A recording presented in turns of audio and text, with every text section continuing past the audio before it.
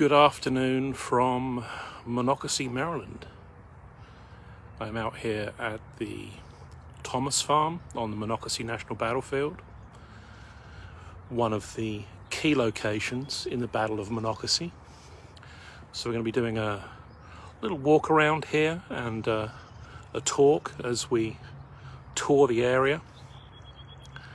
And we're going to talk a little bit about the Battle of Monocacy itself, and then draw down the focus of that battle onto the specific location here at the Thomas Farm, and then talk a little bit about the aftermath of the Battle of Monocacy. So, according to my ticker Timex watch, I think we're right about on time to start. So as you can see, the farm here is set in agricultural land. The Thomas Farm, as it is known, was historically known as the Araby Farm. It was a 261-acre agricultural farm. It grew wheat, it grew corn. So at the time of the Battle of Monocacy, July the 9th, 1864, the wheat had already been harvested. So the wheat fields were cut and the wheat sheaves were stacked. But the corn, Maryland's maize season is not until the fall, so the corn was knee-high. So it's good agricultural land. The size of this barn is a good indication of how prosperous the farm is. There's also a couple of other outbuildings here on the property as well. There is a corn crib barn and a couple of other outbuildings as well, including this, if I can get around the corner here, it's a rather lovely brick-built grain elevator on the corner there. 3 grain elevators at the farm where we bought our horses are made out of corrugated iron. This is quite a marvellous red brick one. So if we look across here, you can see that it's mostly still open agricultural land. Over the years, a few houses have been built on the property. The main thing that blights the battlefield here, in my opinion, maybe I'm not alone, is right behind me there is Interstate 270. I am maybe 800 yards from Interstate 270 there. Very busy. It's like a tailback on there at the moment.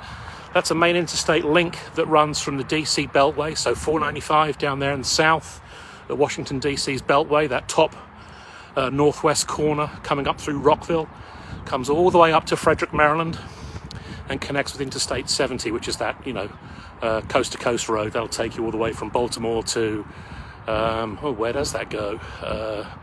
Certainly to Salt Lake City, because I've been out that far on it. So yeah, certainly into Utah and beyond. So that's a major highway, anyway, 270, major highway link there. A lot of traffic on it during commuter hours, and a lot of traffic on it regularly. So let's see if we can just come out of the wind a little bit.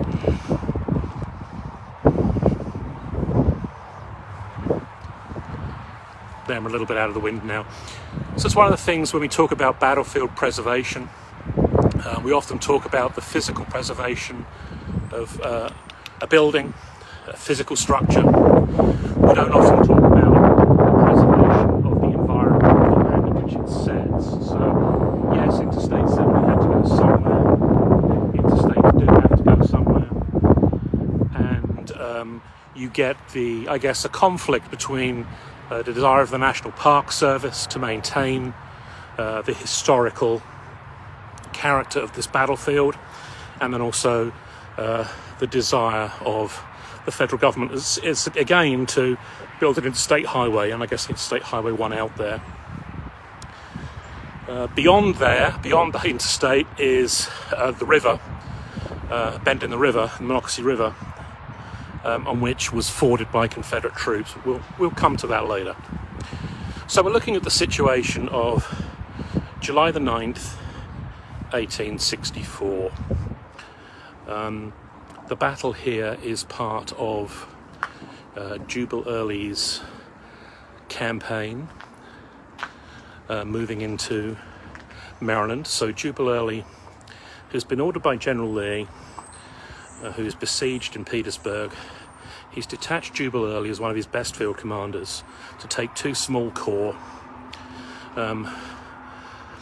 and proceed into the Shenandoah Valley, secure the Shenandoah Valley, move up the Shenandoah Valley and launch yet another raid into Maryland. Robert E. Lee hopes that this raid into Maryland will draw federal troops away from the siege of Petersburg, ease his situation at Petersburg, and he instructs Early that if he has a chance to attack either Baltimore or Washington, D.C., go for it. There's also some peripheral plans of whether a cavalry raid could be launched all the way down into Maryland's western shore to free prisoners of war at Point Lookout, or whether railroad trestles could be burned. All those kind of things are also part of the peripheral plans, but the main plan is to march 2 small corps, so 4 divisions of infantry with some supporting cavalry and some supporting artillery, up into Maryland to cause as much havoc as possible, draw away as many Union troops as possible from the siege of Petersburg, and if you can get a crack, if you can get a run at, say, Washington, D.C., do so. That's literally the Confederate war plan. And they catch the Union, the Bureau of Military Intelligence, they catch them hopping. Grant, to all intents and purposes, is under the belief that Early is still in position at Petersburg. Henry Halleck, Chief of Staff back in Washington, D.C., is under the impression that Early and these 4 divisions are still down in the Petersburg area.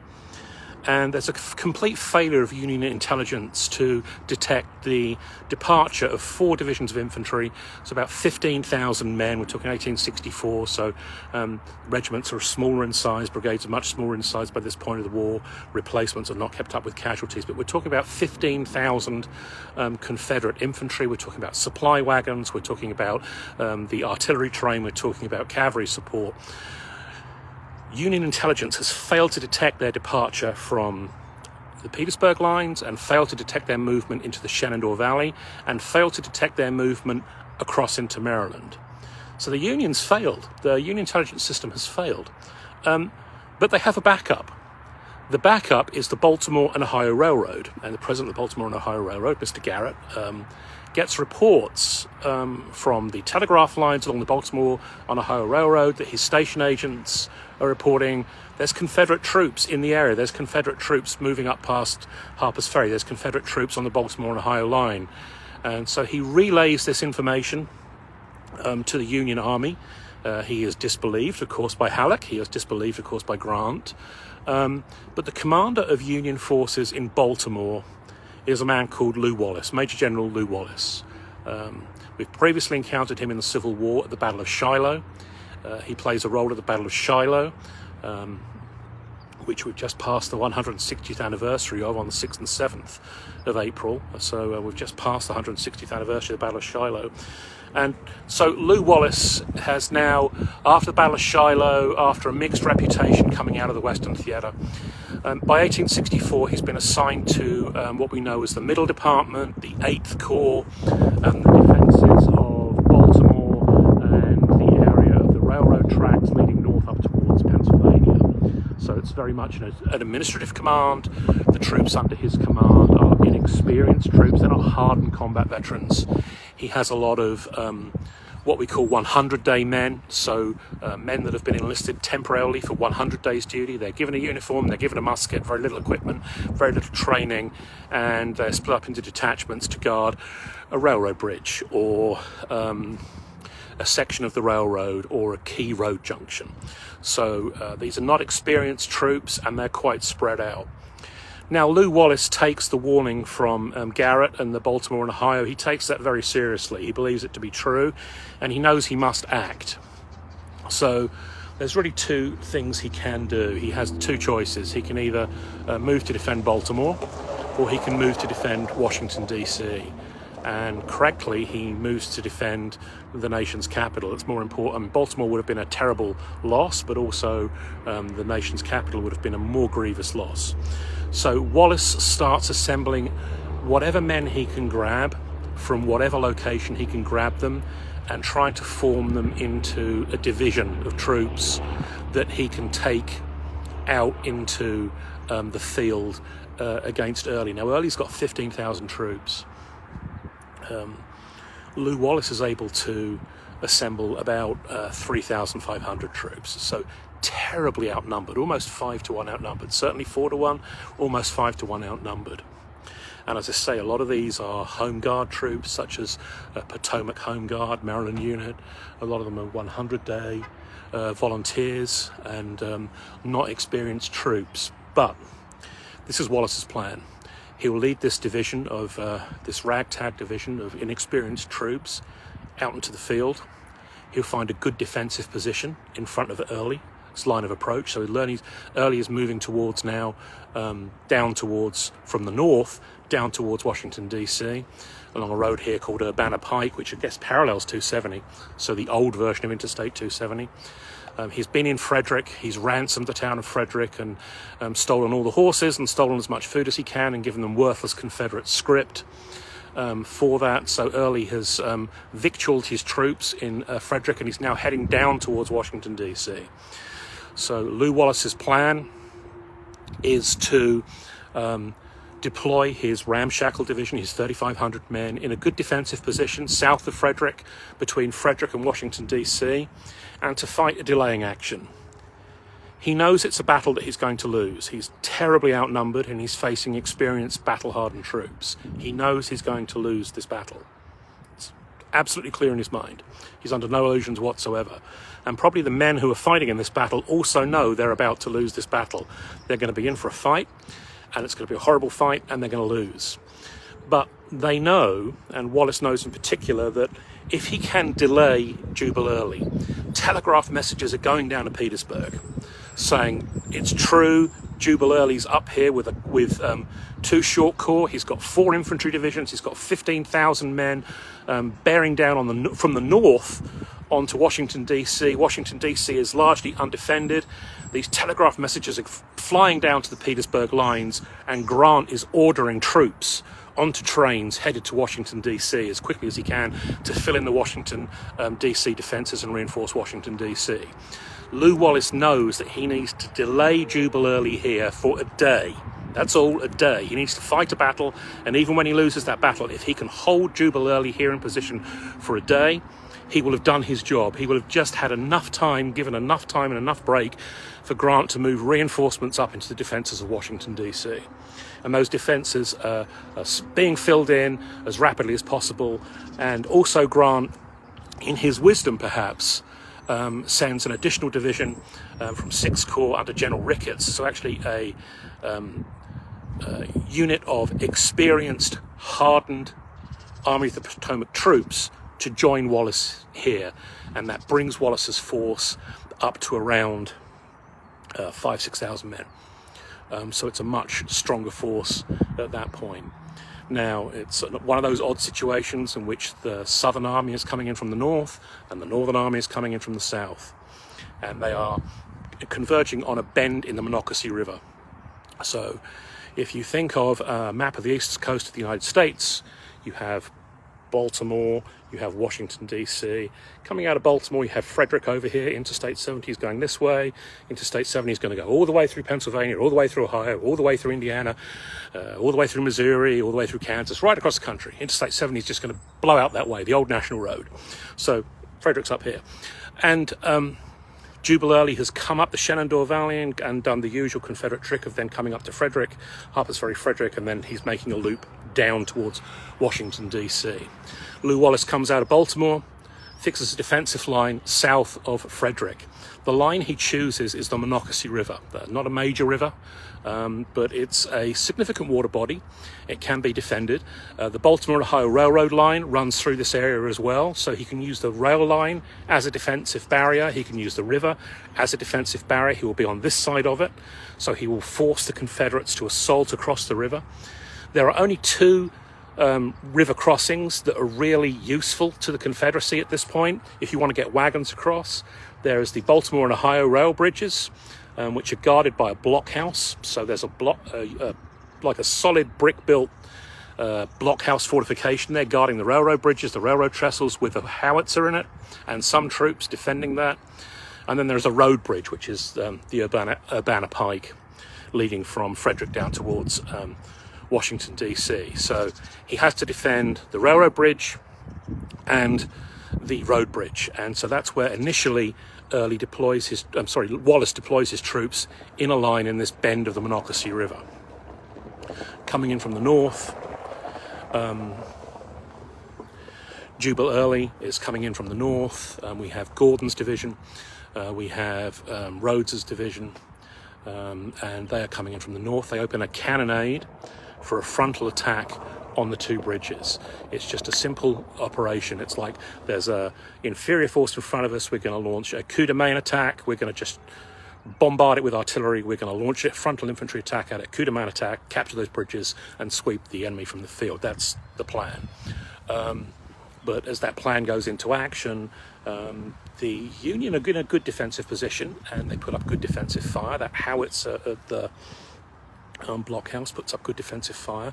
They have a battery of 6 guns, just one battery of 6 guns, but they put up good defensive fire, and they stymie that first frontal assault by Early's troops. So there's a momentary stalemate where both sides now recover their wounded and brush themselves off a little bit and figure out what they're going to do next. The Confederates advance some sharpshooters into a farm just across the other side of the river. The best farm, they put some sharpshooters in there that start picking off Union soldiers. The Union reply with artillery, set the barn alight, drive those sharpshooters out of there. So there's some little action going on, but Early is still trying to figure out what to do. He sends out a cavalry detachment way out onto his right, which will be the Union left. Now that cavalry detachment is going to be way out beyond there, beyond what's now Interstate 270. Then they find a ford on the Monocacy River, and this cavalry detachment will ford the river.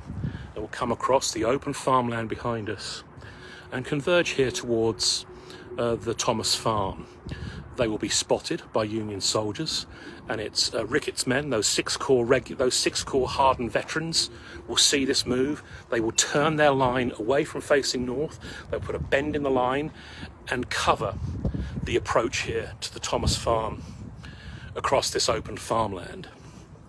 Just walk back across to the farmland that we're actually talking about so we can get a better view of the terrain that they're coming across. Now you think it's going to be all flat, but not particularly flat. When you look at it, you see beyond Interstate 250 down the river, there's some high ground there as well, so there is some cover up there. So they cross the river, they deploy in skirmish line, so they're not coming in a mounted cavalry charge. They're using a classic dragoon action, so 3 men dismount, come forward as skirmishers. Every 4th man holds the horses as a horse hold, and they're coming forward as skirmish line. They run into skirmishers, Union skirmishers. There's an exchange of fire. Ricketts men then come to reinforce, and the cavalry are driven back across that ford. But now Early knows that there's a ford there, and he knows that the Union position can therefore be flanked. So what he decides he will do is, while he has 2 of his 4 divisions hold the Union army in place to the north at the bridges and along the river, he will send his other 2 divisions across this ford and launch a major flank attack across this ford with 2 divisions. So in particular the brigade that comes heading this way, when we're looking at the brigades that are coming across here, and we're looking at 2 brigades really that are heading right towards this farm, 2 Confederate brigades. Evans' brigade, which is all Georgians, and then there's the Consolidated Louisiana Brigade with the remnants of the 2 Louisiana brigades that we've seen in many other fights now combined into one Consolidated Louisiana Brigade. But predominantly it's Evans Georgians, the Georgian regiments that are coming up this farmland behind me, heading towards this farm here. And these are seasoned troops. Remember, these are men that are veterans, going back to the Peninsula Campaign of '62. these men have fought at Second Bull Run, these men have fought at Antietam, these men have fought at Fredericksburg, Chancellorsville, Gettysburg. These are seasoned, hard Confederate troops. They know what they're doing. But they're also meeting 6th Corps troops who are equally tough, have equally fought at Fredericksburg and Chancellorsville and Gettysburg. So it's an even match of man for man. When we talk about the disparity, and the Union often has more men in the field than the Confederacy, and that's an advantage. They often have better equipment than the Confederacy, and that's an advantage. And so we often talk about how, but on a man-to-man basis, who has the advantage on a man-to-man basis? Well, there is no man-to-man advantage here. We have very experienced troops fighting very experienced troops. And the tide is reversed. Normally on a battlefield at this stage of the war in 1864, the Union Army, the Army of the Potomac, the Federal troops will outnumber the Confederate troops by a significant amount. But here at Monocacy, it's the other way around. Early has the numerical advantage. He also has the equipment advantage. He has more artillery, and he has a cavalry detachment, whereas Lew Wallace has only a small number of artillery and only a limited number of cavalry scouts. So Early has the advantage here. These troops come in and they meet Ricketts' men. They meet these 6th Corps men in a headlong fight, and this area becomes the site of the most ferocious fighting on the afternoon of July the 9th, 1864. It rages all around here at the Thomas Farm. It turns into hand-to-hand fighting. So we're talking about bayonets, we're talking about rifle butts, we're talking about fists. The Thomas Farm itself, actual farm building, right there. If you actually come up the driveway to the Thomas Farm, so the entrance to the Park Service stop, if you're taking the auto route, comes in off here, and there's a parking lot here in front of the barn where you can park. But the farmhouse itself has a beautiful ornamental tree-lined driveway coming up from the road itself to the front of the building. And the building is today used as the Park Service headquarters for Monocacy National Battlefield.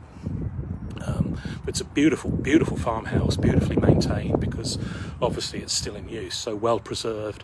I will post some photographs that I walked around it today and took some very good photographs of the exterior, so I'll post those later on today onto the Facebook page.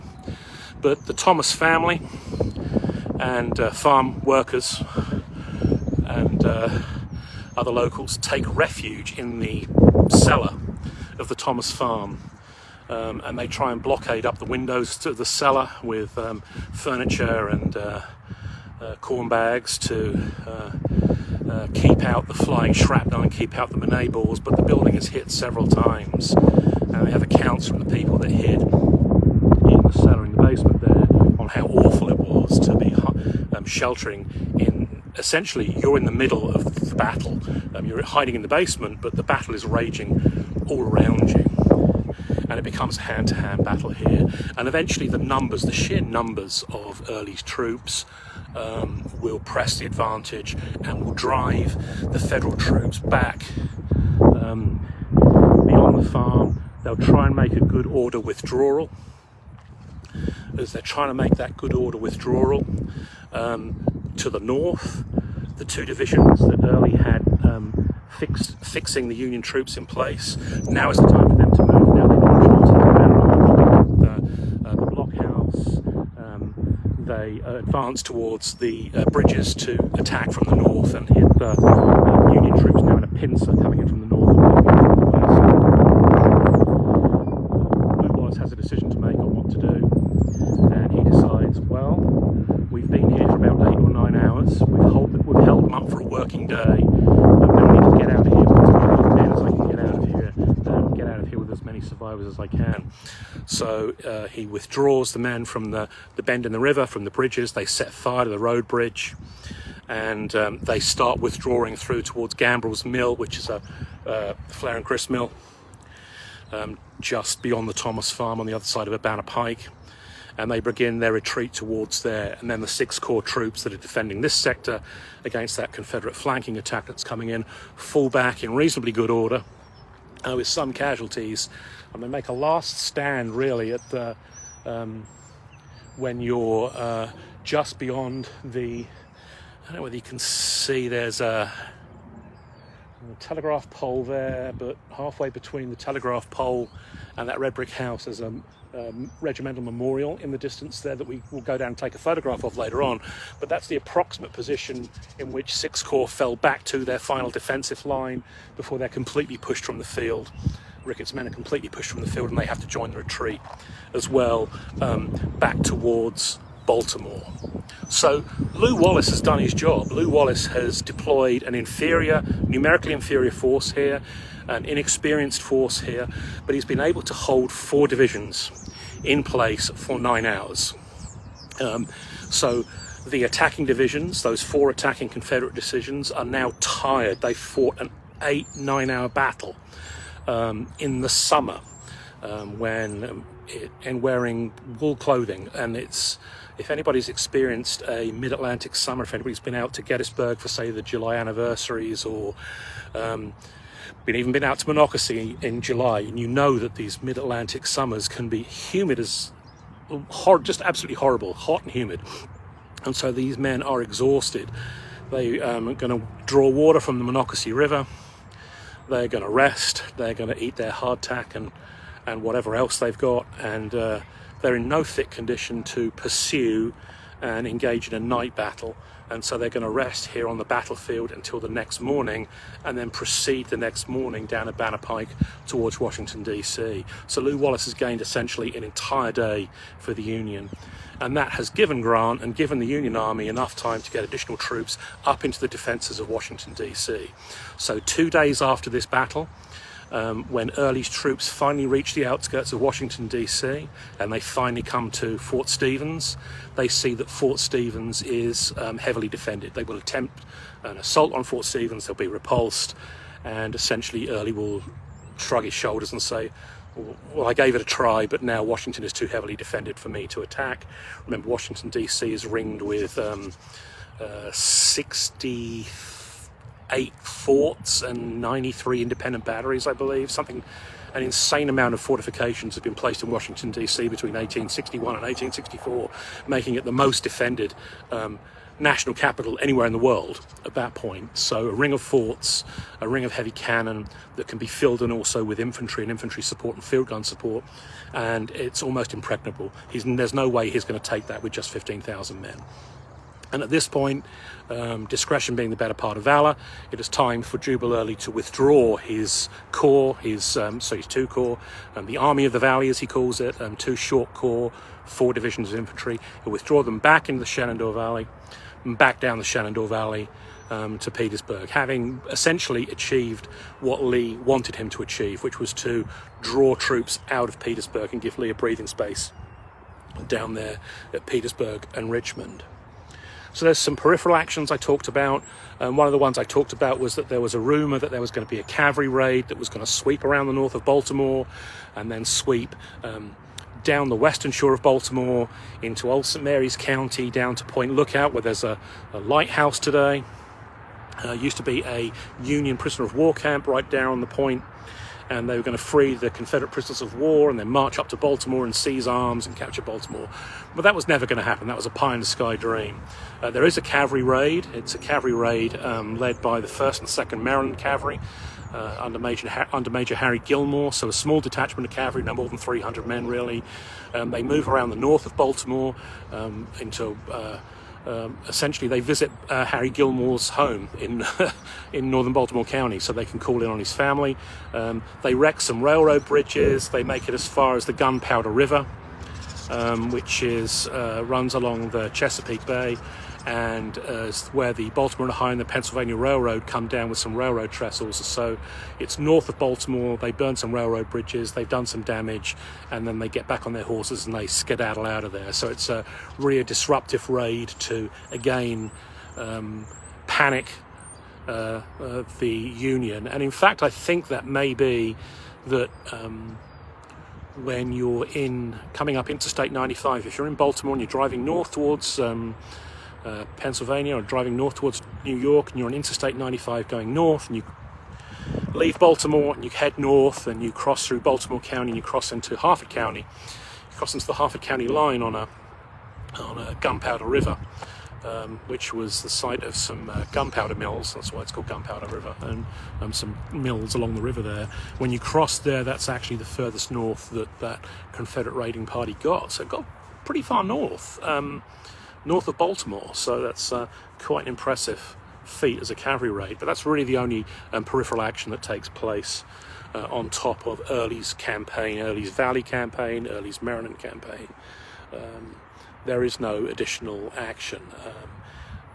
So the idea that you could ride a few hundred men down all the way through Union-occupied Maryland and overpower a prisoner of war camp and free prisoners, and then march to Baltimore and seize armories in Baltimore and arm these troops and form a new army of ex-prisoners in the rear is a little far-fetched. I mean, good historical alternative history novel to write maybe, but at the time was a little far-fetched. But you know, you have to spread these rumours because it panics people and would then cause the Union to send troops hither and there to protect things and waste resources on things that didn't necessarily need to be protected. So it's essentially a disinformation campaign.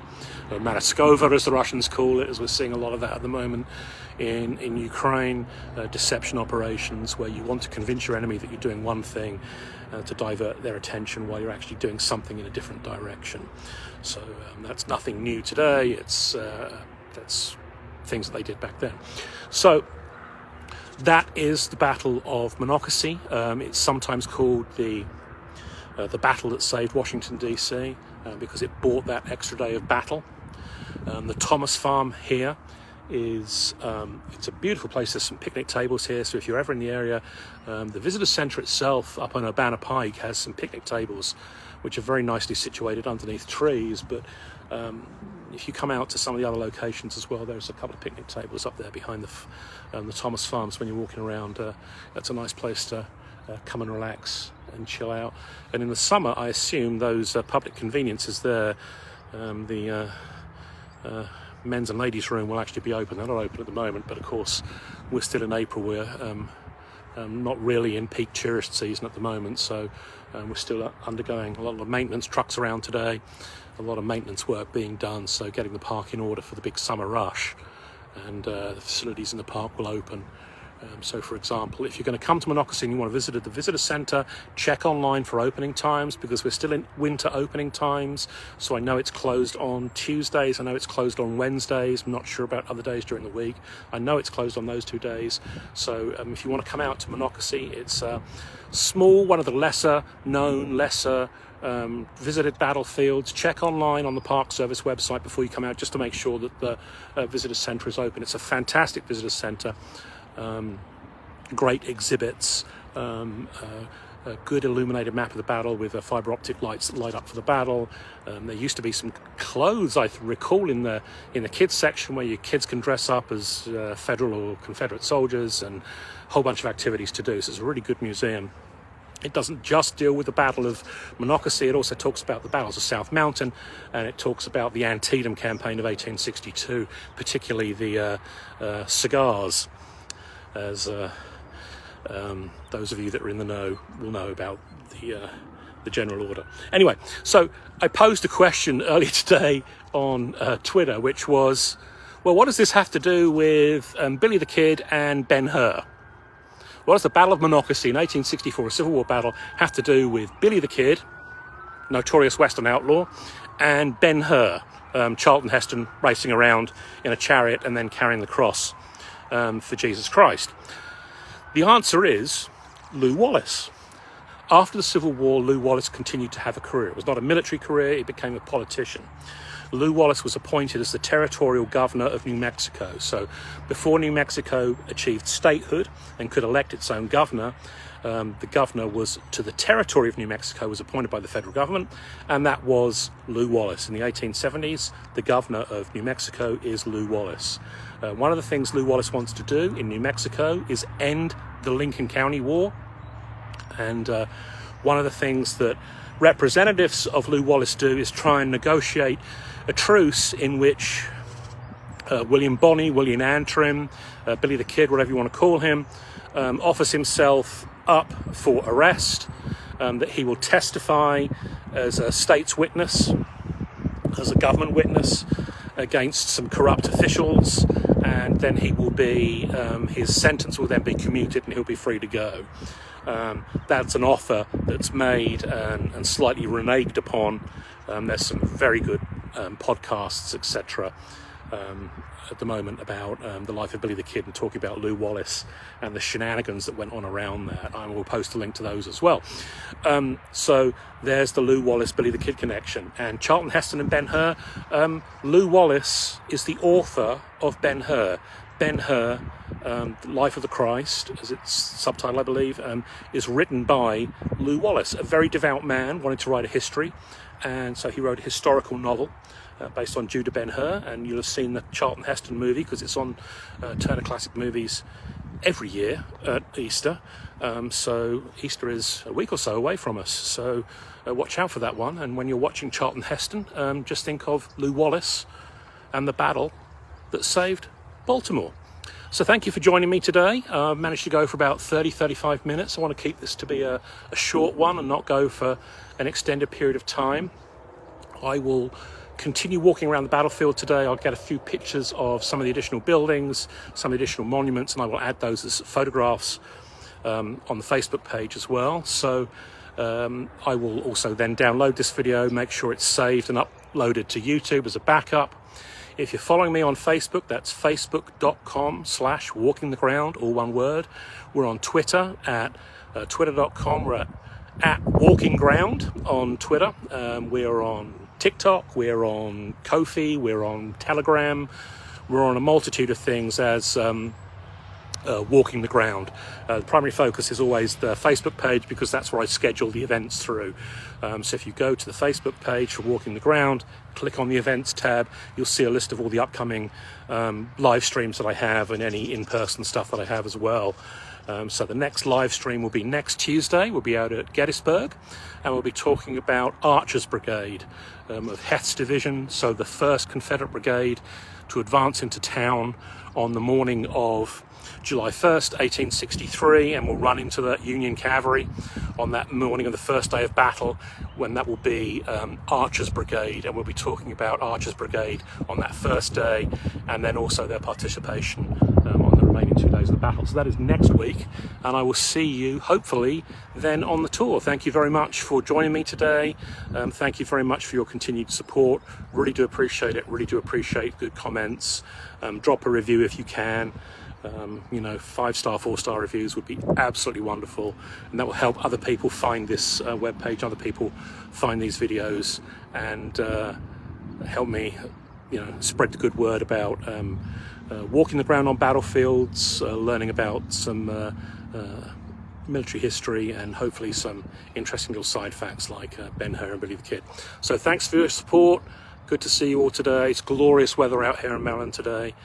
And I will see you next week. Thank you.